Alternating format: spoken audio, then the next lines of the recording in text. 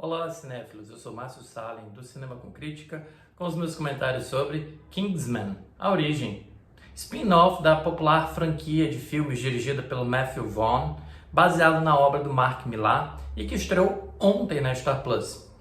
Na realidade, o filme havia tido uma exibição tímida nos cinemas, muito por causa do envolvimento da Disney com a compra da Fox.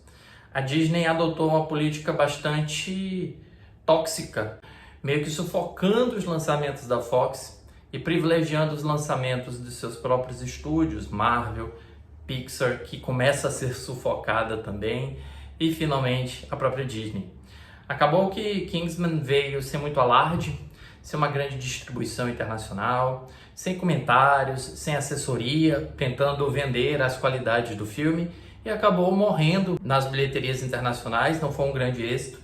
E chega agora na Star Plus. Eu gosto da franquia, eu gosto da ideia, eu gosto do conceito trazido pelo Mark Millar, que é pegar esse gênero de espionagem e transformá-lo dentro de parâmetros do gênero de super-heróis, ou perto disto, tentar criar essa dinâmica mais heróica para estes personagens que têm uma moral bastante inclinada a garantir a paz mundial.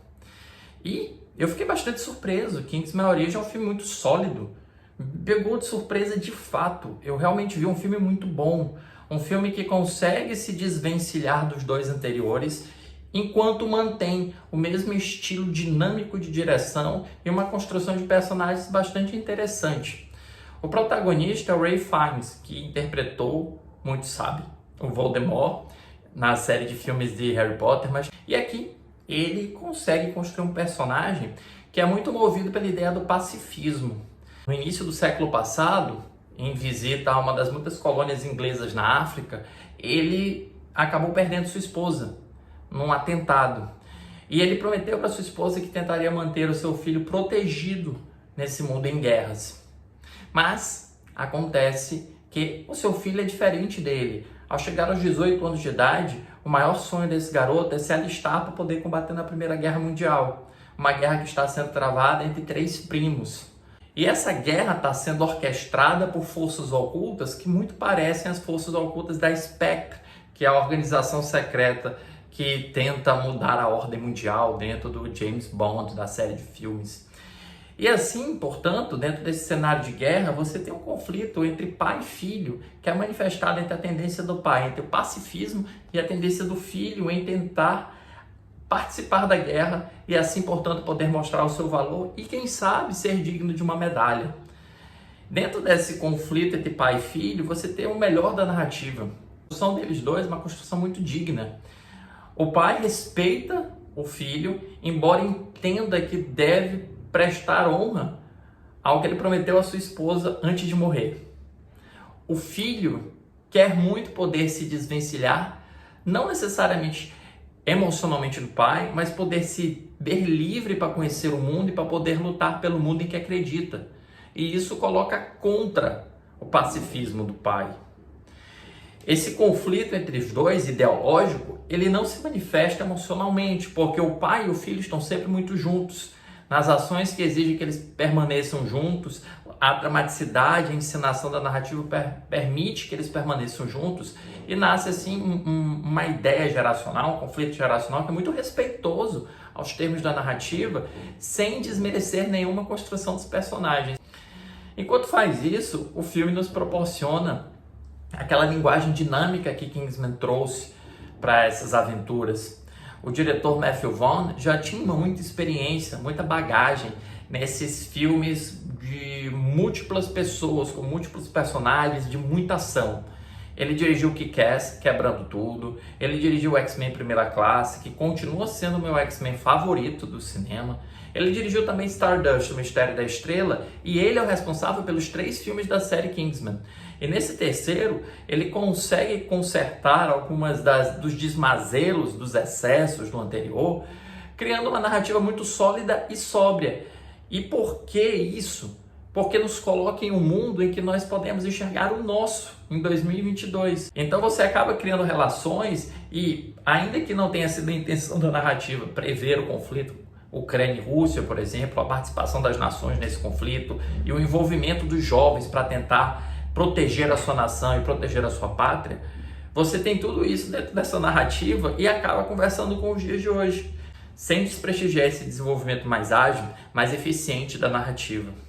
Tem uma cena que eu acho maior barato, que é quando pai, filho e Shola, personagem interpretado pelo Djimon Hounsou, eles lutam contra Rasputin, que é o famoso feiticeiro da Rússia que envenenava as ideias e também o corpo do czar Nicolau, interpretado por Rhys Ifans, que é o mesmo ator que fazia Notting Hill e também interpretou Lagarto em O Espetacular Homem-Aranha.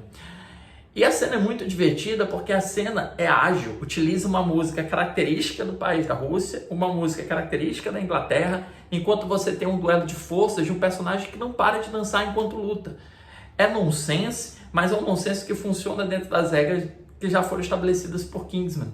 E assim você tem, portanto, um filme que proporciona ação na mesma medida em que proporciona um desafio dramático para o espectador que está assistindo, e esse desafio dramático espelhado também na realidade que vivemos. Não apenas essa cena de luta do Rasputin, como também a cena final, embora a identidade do vilão que é mantido nas sombras já fosse facilmente antecipada pelo espectador, bem como o destino dele diante da maneira com que ele tratava certo animal. Aqui me parecia bastante óbvio que aquilo ia acontecer, embora essa obviedade não acompanhe o roteiro.